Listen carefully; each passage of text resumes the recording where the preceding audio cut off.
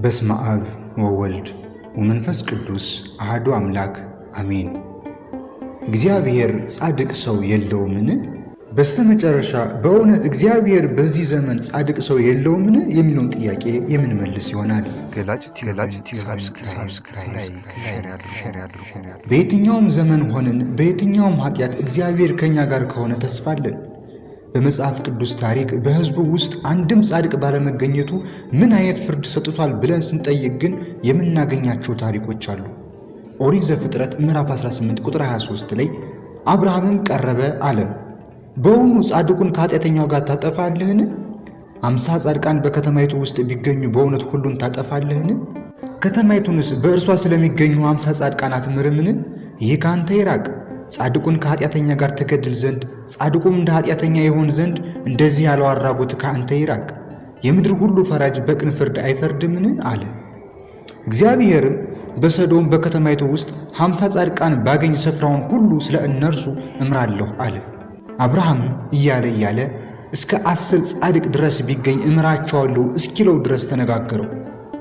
ሰዶምና ገሞራ ግን ለምሕረት የሚሆናቸው ሰው ስላልነበር ጠፉ።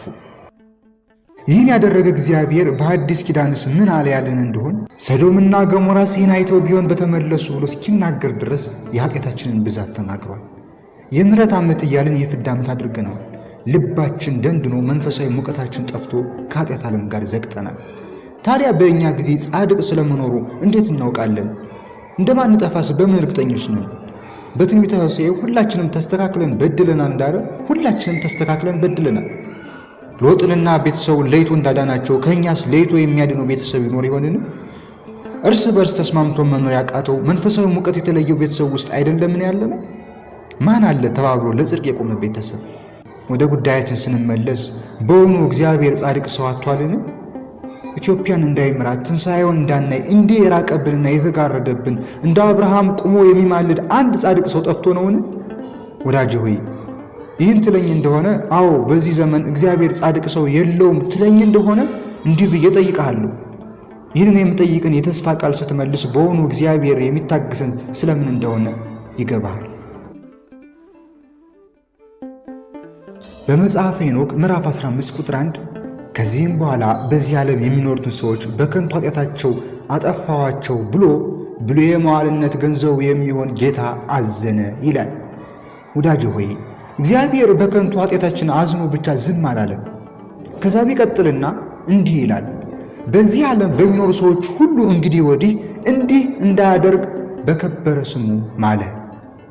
በሰማይ ቀስተ ደመናውን ምልክት አደርጋለሁ፣ ይህም በእነሱና በእኔ መካከል ጠፈር በአድማስ ላይ ጸንቶ የኖረውን ያህል እስከ ዘላለም ድረስ መተማመኛ ይሆናል አለ።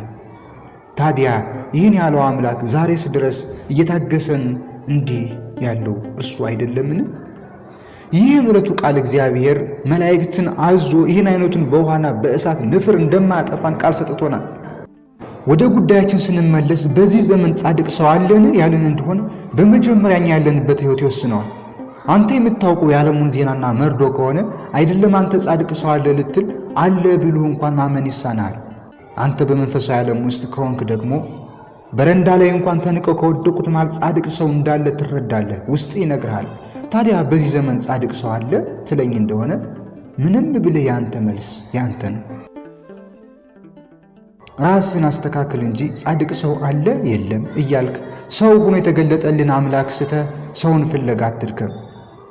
ዛሬ መድኃኒታችን ኢየሱስ ክርስቶስ በመካከላችን አለ። ዛሬም እመቤታችን ከመሃላችን ናት። አባታችን ተክለ ሃይማኖት ዛሬም አለ። አባታችን አቡነ ገብረ መንፈስ ቅዱስ ዛሬም አለ። እናታችን ቅድስት አርሴማ ዛሬ አለች። ጻድቃን ሰማዕታት ሁሉ ዛሬም አሉ። ስለምን ከነሱ ጋር ህብረት አናደርግም? በውኑ አንድ ገበዝ ቅዱስ ሊኖረን አይገባም? ሁሌም ችግራችንንና ድካማችንን የሚያስተካክልልን አንድ ቅዱስ ሰው ይኖረን ዘንድ አይገባምን? የሀገራችንን ጉዳይ በአንተ አደራ ጥየዋለሁ ብለን እረፍ የምንልበት። ውድ ክርስቲያኖች ዛሬ የእግዚአብሔር ቅጣት ሳይሆን የኛው ፍቅር ማጣት የሰጠንን ፍቅር ባለማወቅ ጥለነው እንጂ እሱስ አባት ነው፣ እሱስ እናት ነው። እኛ ግን ፍቅሩን ጥለን ፍቅርን ስጠን እንላለን። ሰላሙን ሰጥቶን ሰላሙን ጥለን ሰላምን ስጠን እንለዋለን። ይህ አያሳዝንም ትላላችሁን? እግዚአብሔር እኛን ሊቀጣን አልቆምም፣ ሊምረንና በፍቅሩ ሊስበን እንጂ። ስለዚህ ዛሬውን እንመለስ። ያኔ ለሀገር የምንገባ ሰዎች ሊያደርገን የታመነ አምላክ ነው። ይህ ዘመን ክፉ ሲሆን፣ ይህ ዘመን መከራ ሲበዛበት ወዮ እግዚአብሔር ተጣላን የምንል ሰዎች ወዮ ፍቅር ላጣን፣ ወዮ የእግዚአብሔር ምሕረት ማየት ላልቻለን፣ ወዮ ሰላም ሰጥቶን ሰላም ላልሆንን ልንል ይገባል። የእግዚአብሔርን ቅጣት ማንም ሊቋቋመው ማንም ሊያበርደው አይችልም። የእግዚአብሔር ቅጣት ማንም ሰው ቁሞ እንዲህ ሆንን ወዮ ጉዳችን የሚልበትን አቅም እንኳን እንዳያገኝ የሚያደርግ ቅጣት ሊሆን ይችል ነበር። ዛሬ በእኛ መለያየት፣ ዛሬ በእኛ ሰላም ማጣት፣ ዛሬ የእኛ ፍቅር በመቀዝቀዙ የሚመጣብንን ጦርነት ሁሉ እግዚአብሔር ያመጣብን ሳይሆን እርስ በርሳችን የራሳችን ድካም ያመጣው ነው።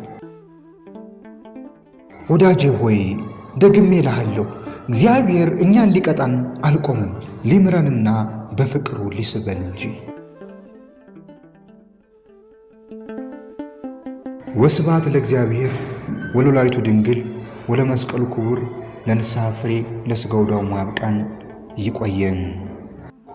ገላጭ ቲዩብን ሳብስክራይብ፣ ላይክ፣ ሼር ያድርጉ።